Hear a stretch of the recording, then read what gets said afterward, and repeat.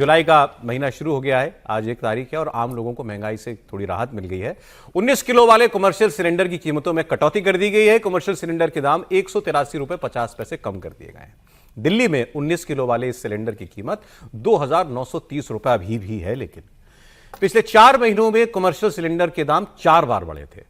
1 मार्च को 114 रुपए 50 पैसे, 1 अप्रैल को लगभग 200 रुपए, फिर 1 मई को 993 रुपए एक साथ बढ़ा दिए गए थे। फिर 1 जून को 42 से 53.5 रुपए तक के दाम बढ़ाए गए थे। तो बढ़ोतरी बहुत हुई है, लेकिन कटौती शुरू तो हो गई है। अब आप कहेंगे हमारे तेल का क्या, पेट्रोल डीजल का क्या? तो भारत की एक बड़ी प्राइवेट कंपनी है न्यारा तेल प्रोडक्शन की, उसने पेट्रोल के दाम 5 रुपए प्रति लीटर और डीजल के दाम 3 रुपए प्रति लीटर कम कर दिया। ये प्राइवेट कंपनी है, लेकिन मैंने कभी इससे तेल नहीं लिया, मेरे सामने कभी टकराई भी नहीं इसका कोई पेट्रोल पंप दिल्ली में। तो इसके पूरे देश में 7,000 ही शायद पेट्रोल पंप है। और बाकी जो गुजरात में हमारी आम कंपनियां हैं, Bharat petroleum, Hindustan petroleum, Indian oil, इनके शायद 1 लाख से ज्यादा पेट्रोल। ये जो मुंबई हाईवे तो उन्होंने, सरकारी कंपनियों ने भी दाम कम नहीं किए हैं, लेकिन सिलेंडर के दाम घटने शुरू हो गए। अच्छा, वो छोटे वाला जो सिलेंडर है 5 किलो वाला, उसके दाम भी कम हो गए, उसके रेट भी बढ़ गए थे। वो जो ट्रांसफरेबल होता है वो भी, उसके भी कम कर देंगे। शुरुआत हो गई है। तो अब त्रिपाठी जी, क्या दाम नीचे आने वाले हैं? नहीं, आने वाले हैं। और ये आश्चर्य की बात है कि अब तक सरकारी तेल कंपनियों ने पेट्रोल डीजल के दाम क्यों नहीं घटाए, क्योंकि उस वक्त भी हम बात कर रहे थे और मैं इसके पक्ष में था कि जरूरत पड़े तो बिल्कुल बढ़ाना ही चाहिए, क्योंकि कंपनी घाटे में नहीं चल सकती। लेकिन अब अगर तेल के दाम घट रहे हैं तो कंपनी मुनाफा कमाए ये कह के कि पहले वाला भर रहे हैं, ये भी ठीक नहीं। और सरकारी तेल कंपनी है तो हमारी ही कंपनी हुई, और हमारी कंपनी हम ही से क्यों ले भाई? अगर मुश्किल है तो हमसे बिल्कुल ले, क्योंकि हमारी कंपनी है। और प्राइवेट पहले घटा रहा है, प्राइवेट ने पहले घटा दिया। मुझे लगता है सरकारी तेल कंपनियों को तुरंत प्रभाव से पेट्रोल और डीजल की कीमतें घटाना वही बात है ना। अभी कोई लॉजिक वही देगा कि भाई नुकसान बहुत हुआ है उसको। ऐसा नहीं होता है ना, ऐसा थोड़ी ना होता है। किसी के धंधे में घाटा हो गया हो तो कहेगा अच्छा ठीक है, पहले पुराना पिछला वाला मुनाफा कवर करेंगे, ऐसे थोड़ी ना। वो कहता है कि आज से हमें मुनाफा हो, हम धंधा चला जाए, धंधा सस्टेन होने चलता। और ये तो फिर सरकारी कंपनी, इनको कितना मुनाफा चाहिए?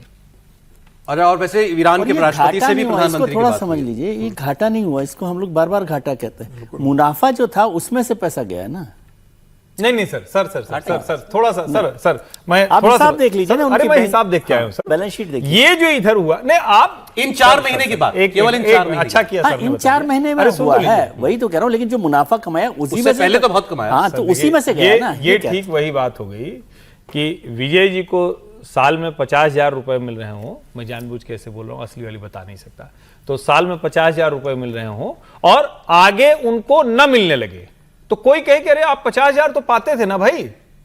आज की तारीख में घाटा हो रहा है, जिसको और समझिए तो जो रिकरिंग होता है, यानी प्रति माह, प्रति सिलेंडर, प्रति लीटर आने वाला, बात पे हम भरोसा करते हैं। तेल के दाम नीचे आएंगे और अब तक आ जाना चाहिए था। चलिए ठीक, फिर इस बात को ये खत्म करते हैं। मैं आपको बस इतना बता रहा था कि ईरान के राष्ट्रपति से प्रधानमंत्री मोदी की फोन पर बात भी हुई है, और इसमें भी उन्होंने कहा है कि भाई इस बार अब वहां से जहाज जो है वो आने जाने चाहिए, उसमें रुकावट नहीं आनी चाहिए। ये इनका जो हमने बात की उसमें ये बताया गया है।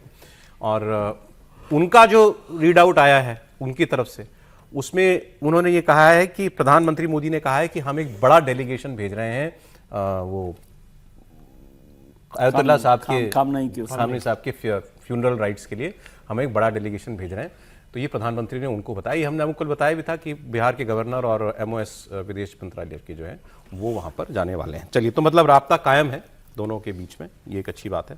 तो अब आगे मैं आपको कह रहा था कुछ मजेदार पॉलिटिकल खबरें। आज एक अखबार में खबर छपी, मुझे समीर जी ने भेजी, मेरी भी नजर पड़ी इस पर, देखा हमने। खबर यह है कि मध्य प्रदेश के बहुत सीनियर मंत्री हैं कैलाश विजयवर्गीय, बीजेपी के बहुत सीनियर लीडर हैं। वो तो उनको वहां इलेक्शन लड़वा दिया गया, फिर मंत्री बन गए। वो तो मुख्यमंत्री ही की ही उस कैटेगरी वाली उस लीग में माने जाते रहे हमेशा मध्य प्रदेश में। एनीवे, अब उनके हवाले से एक अखबार ने, दैनिक भास्कर ने एक खबर की, मैं एट्रीब्यूट इसलिए कर रहा हूं क्योंकि वो डिनाई कर रहे हैं, ठीक, क्योंकि वो डिनाई कर रहे हैं। खबर ये उन्होंने की और उसकी हेडलाइन है, विजयवर्गीय का मुख्यमंत्री को खत, मुझे पिछले 2.5 वर्षों में सिर्फ असहयोग, उपेक्षा और विरोध ही मिल रहा है। ये चिट्ठी लिखी है कैलाश विजयवर्गीय ने बकौल ये अखबार, और वो अपनी नाराजगी बताई और कहा मुझे सिर्फ असहयोग, उपेक्षा, विरोध मिला। और फिर उसकी वजह जो है उसमें बताई गई हैं। वजह में ये कहा गया है कि अच्छा, क्या ये इंदौर उज्जैन की लड़ाई बताई गई है। ये इंदौर के नेता हैं, मालवा की लड़ाई, मुख्यमंत्री उज्जैन उज्जैन के मालवा की अब ये कह रहे हैं कि यहाँ का मास्टर प्लान जो है वो 2 साल से तैयार है, उसको जारी नहीं किया जा रहा। फिर इंदौर उज्जैन मेट्रोपॉलिटन रीजन को उज्जैन इंदौर मेट्रोपॉलिटन रीजन बना दिया गया, तो इंदौर का नाम दूसरे पीछे कर दिया गया।